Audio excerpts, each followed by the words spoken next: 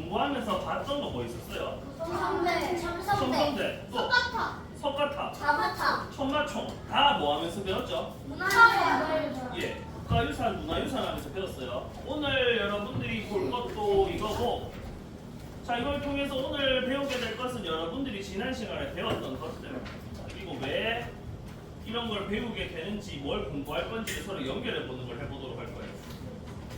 자, 경주예요. 그러면 왜 그 수많은 경상북도 지역 중에 경주를 이 회의 장소로 잡았을까요? 문화유산이 제일 많아서. 아, 손도감 이야기해보자. 자신있게 와요. 시윤이 뭘까요?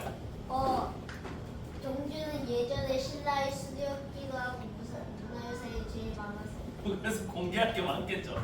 아주 정확합니다. 오늘 여러분들이 할 것은 왜 경주에, 왜 경상북도에 이런 것들이 있는지에 대한 고민을 한번 해볼 거예요.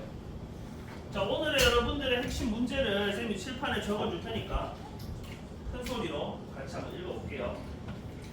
자, 적어봅시다. 같은 목표는 경상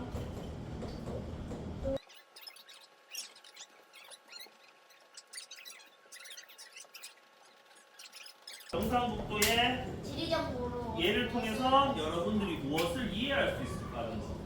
자, 오늘 수업은 여러분들이 조사한 내용 발표 자료를 가지고 서로 이야기를 주고받으면서 진행해 보게 될 거예요. 시작해 보도록 할까요? 본격적으로. 자, 경상북도의 생활. 이 책에서 우리가 배웠던 것들을 서로 연결해서 더 깊은 지역에 대한 이해를 해보는 게 오늘 여러분들의 목표예요. 자, 첫 번째 질문으로 가볼게요. 경상북도는 왜 경상북도일까? 다 같이 읽어볼게요. 시작! 경상북도는 왜 경상북도일까? 자, 이 질문에 답하기 위해 어느 모둠이 가장 적절할 것 같으세요? 일본은. 손 들어봐요. 가르쳐봅니다. 하나, 둘, 셋.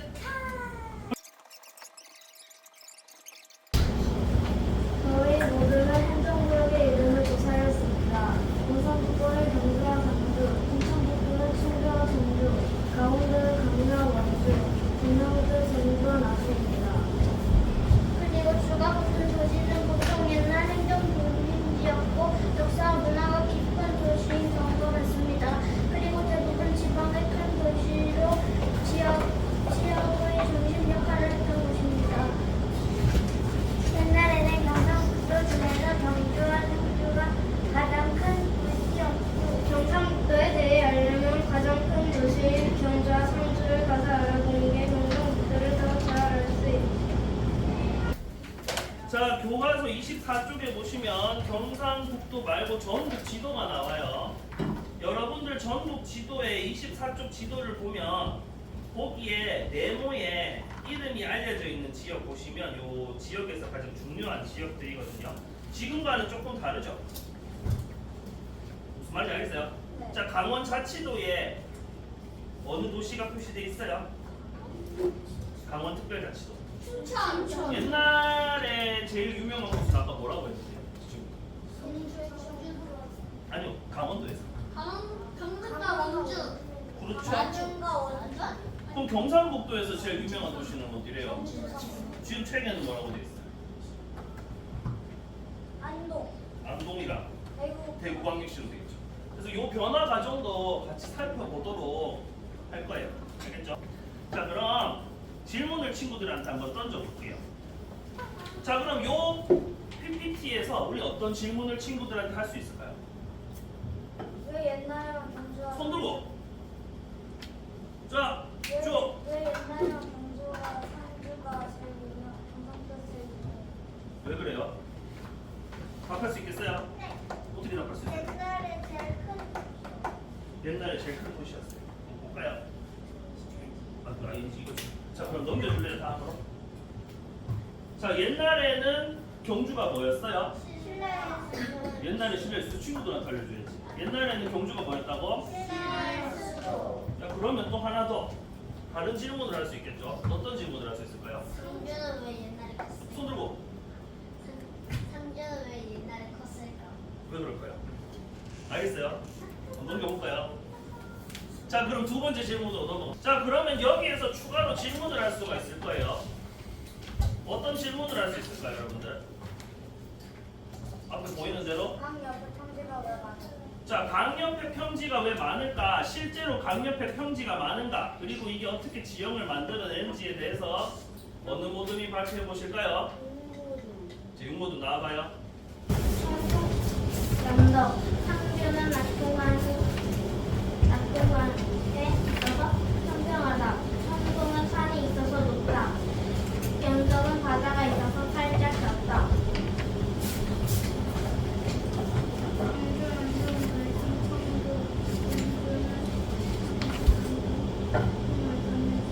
도현아 하나도 안 들려. 처음부터 다시 시작.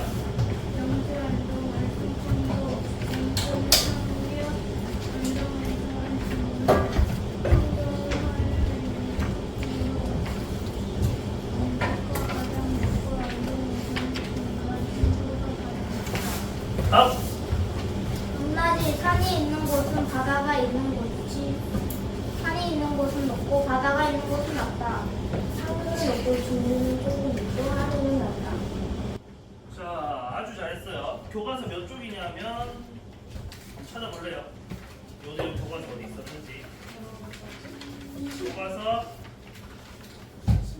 10 몇 쪽이요?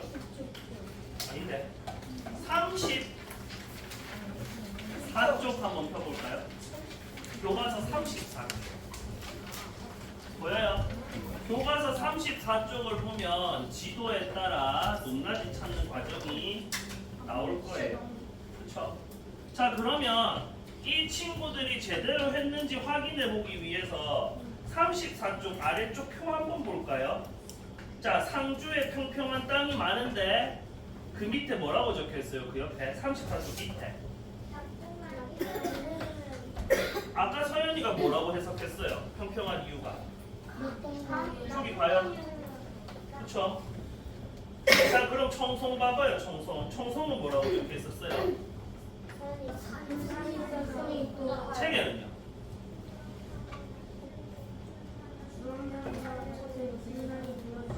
그럼 이 친구들이 조사한 자료와 책에 해석한 자료가 일치하나요?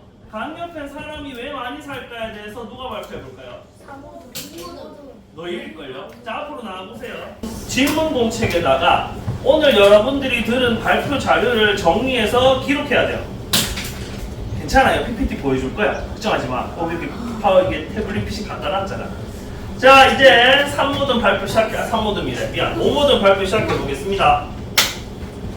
운동을 유명한 광고가 많이 나오지 않게 하기 위해서 소금을 많이 넣었다. 한동훈 바다가 멀음에도 불구하고 강정어를 팔고 있다. 그리고 한동에서 천천히. 바다는 영적이 있지만 강고등어의 소금은 부산에서 흘러왔다. 소금 빼는 조선 시대에 경상도에서 생산된 소금이 다른 지역으로 분반하는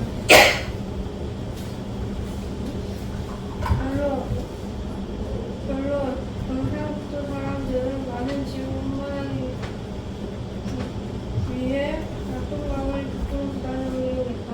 그러면 이 친구들의 조사에 의하면 강이 흐르면 그 강을 통해서 교통수단이 이루어진다고 했잖아요. 그죠? 그쵸? 네. 그래서 안동에 소금을 운반한다고 했어요. 그럼 지금은 어떨까요? 상주는 옛날에 강이 흘렀죠. 네. 상주에 강이 흘렀기 때문에 거기에 교통수단이 이동했을 거예요. 네. 지금은 여러분 나룻배 타요? 아니요. 안 타겠죠? 자, 그러면 여기는 어디냐? 1971년에 만들어진 축풍령휴게소예요. 축풍령휴게소는 어디에 위치하냐면 김천에 위치해요. 그럼 여러분들이 책을 몇 페이지를 펴냐면요. 50? 아니 12까지 28쪽 펴볼래요? 29쪽 29쪽 펴봐요. 29쪽 교과서 몇 쪽? 20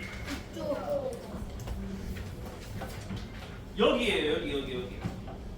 누구 보여주는 걸까요? 카메라. 29쪽이 29쪽에 펴보세요. 김천시 인구 얼마예요? 세 번째 김천시 인구 13만. 지금 수학 시간에 배웠죠? 숫자 세는 방법. 13만 6천. 자, 그러면 옛날에 우리 경상북도에서 제일 컸다는 상주는 얼마일까요? 누가 더 커요? 옛날에 누가 더 컸을까요? 그러니까 왜 변화했을까? 손 들고 발표해 보세요. 효민이. 자, 교통. 그래, 쉬워. 연결해서 발표해봐요. 그래서 상주는 예전에 낙동강이 흘러서 배로 타시는 순간이 있었는데 요즘은 막 KTX 이런 역 같은 게 김천에 생겨가지고 상주에 있다고 생각해요. 자, 시작. 환경구역의 언어 1. 대상 단양초등학교 경기초등학교입니다. 두 번째 질문 1. 블루베리 스무디 2. 찌짐입니다. 세 번째 대상 안녕하세요. 저희는 경기초등학교에 다니고 있는 4학년입니다. 저희가 딱 두 가지 질문을 드리겠습니다. 그리고 촬영입니다. 넘겨야지. 넘겨야 돼. 아니, PPT를 넘겨. 그래야 우리가 보지. 촬영입니다. 단양 사람들은 표준어를 쓰고 경주 사람들은 영어부터 속초리를 썼습니다. 그 이유는 단양은 경상북도 밖에 있어서 다른 나라 지수가 경상북도는 경상북도 안에 있어서 속초리를 경상북도의 문화적인 특징 재료는 거의 다 돌로 만들어지고 종류는 물도 우장사로 특별히 어렵습니다. 시대는 신라시대에 거의 다 만들어졌습니다. 우리가 알게 된 점은 나무로 치는 노트북을 쉽게 썼기 때문에 금방 만들어진 부분이 많습니다. 그리고 불가능이 많고 그리고 신라시대에 지어진 문화유산이 많습니다. 네, 저는 제가 여고 들어가기 전에는 수요 어촌들과 관계수단을 있습니다. 경상북도 문화유산 중에서는 안성 경제에 서울이 있다. 연관과에도 있다. 그리고 경상북도에서 연관성리 문화가 있다. 빨리 1반을 한번 만들어 볼게요. 앞에 저 앞에 이 자료를 보시고 앞에 있는 일반말을 한번 만들어 볼게요. 자, 여기 적혀 있는 지읒, 리을, 지읒 기업은 뭘까요? 지리 정보를 보호를 하면 얘는 흥분하지 말고.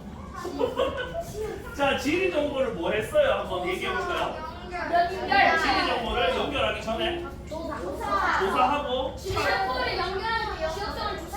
찾고 연결하고 조사하고 연결하다 보니까 뭐가 돼요?